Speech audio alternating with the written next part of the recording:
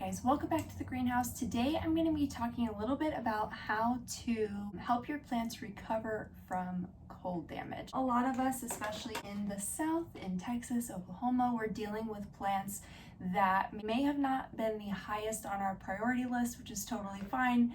So many people are dealing with so much this week. Here is one example of a plant that got a little bit of cold damage this week. So just to kind of acknowledge as well, I'm really lucky. We didn't have it too bad. Okay, so like we had no water for a while, and that's really the worst thing that we dealt with through this whole week. So I'm very thankful for that. I only have a couple of plants that suffered a little bit because it didn't get too terribly cold in my house. Some of you are dealing with much worse damage, but I believe that you can apply the same tips to your plants regardless of how severe the damage is. And I'll kind of touch on some things I would do if this plant were a little worse off. So just a quick look at what we're dealing with. A lot of times with cold damage, it'll look kind of like your leaves are melting. They kind of get soft. Yeah, that's the way to put it. They kind of get soft, discolored. One thing to be aware of is that cold damage might show up over time. It may not be that the very next day you're gonna see the worst of it. A lot of times you might notice some browning on the edges or some wilting, and it takes maybe 2 or 3 days for the full extent of the damage to show up. This is a Thai sunrise that has been given low light. So these plants lose their variegation super easily. It's super annoying, but if you give it like crazy high light, and they seem to really enjoy heat as well, ironically, they will return that variegation for you, that like sectoral dark green, really cool variegation. What happened with this plant was it was one of the ones that was closer to the window in my greenhouse. I didn't bring my plants in until it got like crazy frigid because there was just other things to worry about. I have fish tanks, and that was kind of my highest priority, was keeping my livestock alive. Oh, that's a whole other story. This guy was in the greenhouse the first night that it started getting really cold. We started getting snow. So it wasn't right up against the window, but it was one of the ones that was closer to the window. So what I brought in that first night was just the stuff that cost me the most, that was the hardest to get a hold of. That was just my favorite, to be honest. My favorites went inside that first night, and everything else was like, you know what? I'm doing what I can here, gotta pace myself. This guy, I do love this plant, absolutely love this plant, but I have come across several of them several times. I'm not too worried about completely losing it. So for those of you that have cold damage on plants that are like really special to you, I'm so sorry. First things first, I'm gonna look at the leaves that have this soft, dead tissue. When your plants are experiencing cold damage, it's because the cells in the tissues, they die, right? Those cells die, and they're not going to come back. This leaf has damage that is irreversible, and any damage to tissue on your plants is irreversible. You're going to want to go for new growth, right? We can't regenerate growth that has died, but we can do our best to help this plant produce new growth. So what I want to do, I know a lot of this is just like, it's painful, right? We don't want to cut anything. Before I do this though, I want to let you know that you should not be rehabilitating any of your plants until you know they're going to be in a situation with stable temperatures. So this plant now is living inside until the cold is done, which should be by tomorrow evening-ish. So this guy is going to be in a happy, healthy, warm area. I know it's not going to sustain any more damage, so I'm okay to go ahead and prune some of this dead material because it's not going to leave it even more vulnerable than it would be if I hadn't. That makes sense? Let's do it. From far away, it looks like there's only just, minor damage on a few leaves.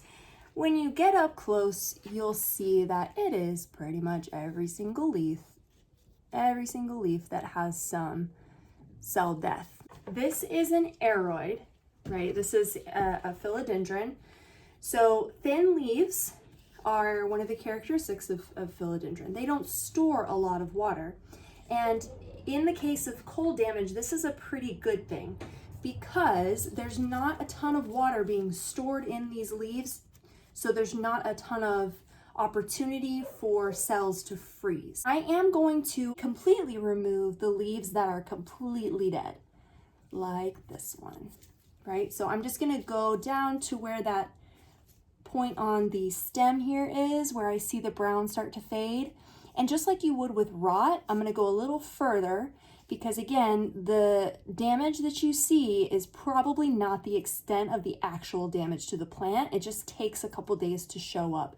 So I'm gonna go ahead and cut a little bit further down and just remove that dead leaf. This tissue has already sustained some damage, I can almost guarantee you, so it's okay to go ahead and just cut a little further down into the healthy tissue so that the stem that's left is completely healthy. So we're just gonna keep doing that around the entire plant. Anything that is completely dead, totally dead, is gonna go. So now let's address the leaves that aren't totally dead, but definitely don't look healthy.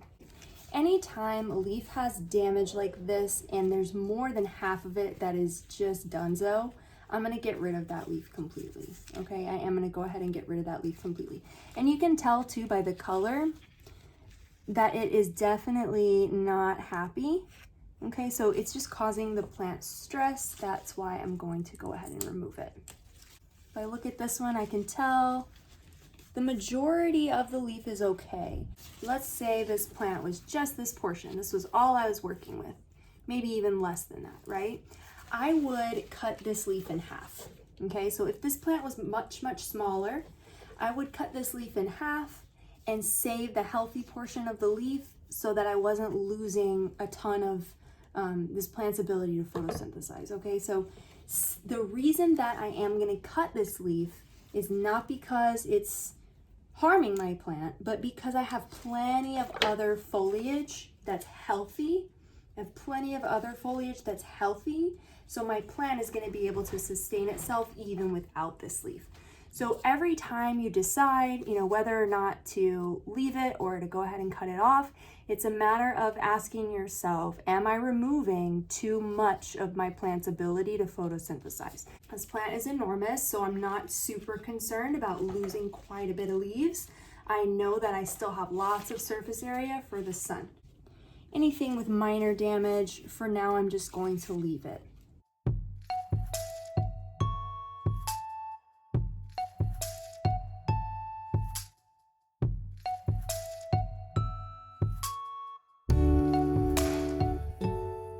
Here's what I'm left with. Still looks really good. Still have plenty of foliage, right? So I'm lucky in that sense. I did remove 18 leaves. That's what the leaves that I removed look like. The rule that you kind of want to go by is that you don't want to remove more than 30% or so. So about a third of the plant matter that you have, you don't want to remove any more than 30% at a time. Here's another example.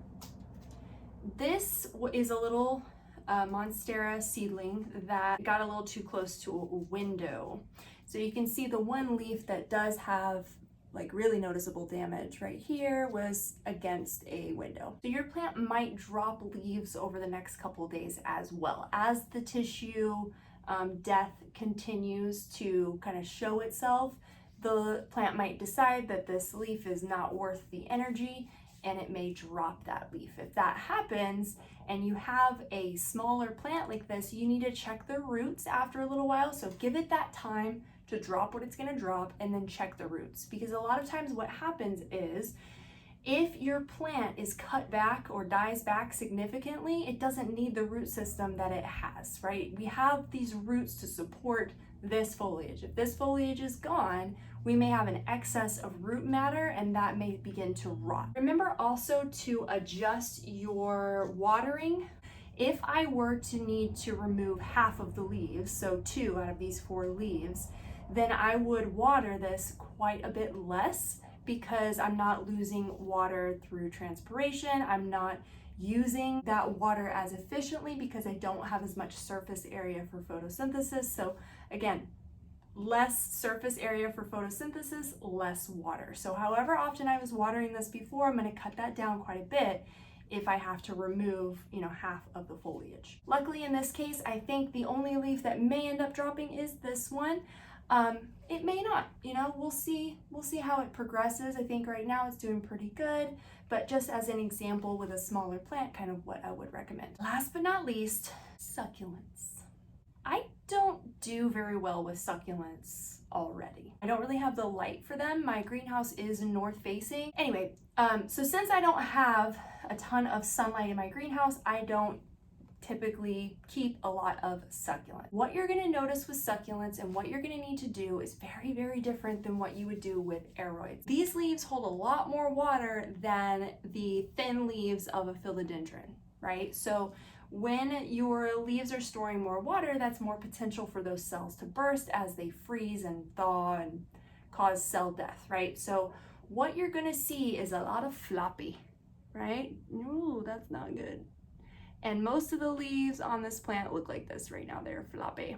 I'm going to treat it very differently than I did with the philodendron. I am not going to remove anything on this plant, nothing at all. The trick with succulents that have cold damage is to completely let them dry out. Anything that's like got goo, you can go ahead and let that kind of slough off with your help. Maybe just, barely kind of tug at it and let it come off.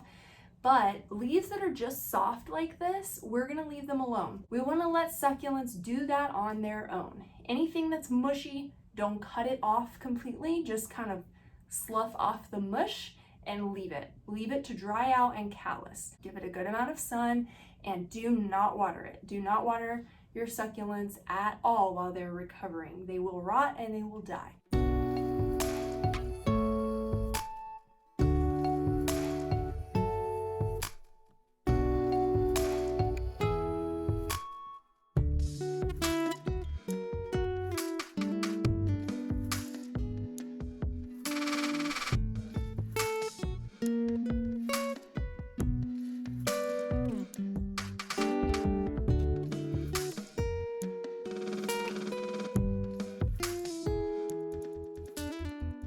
Alright friends, thank you for joining me today. I'm so sorry to those of you that have lost, most of your collection, all of your collection, maybe just some of your favorite plants. I know a lot of these things take a really long time to find, may have cost you quite a bit of money, so just some extra little things that you may be able to do to recoup your losses. Often in these situations, homeowners insurance, renters insurance will cover things that you may not expect.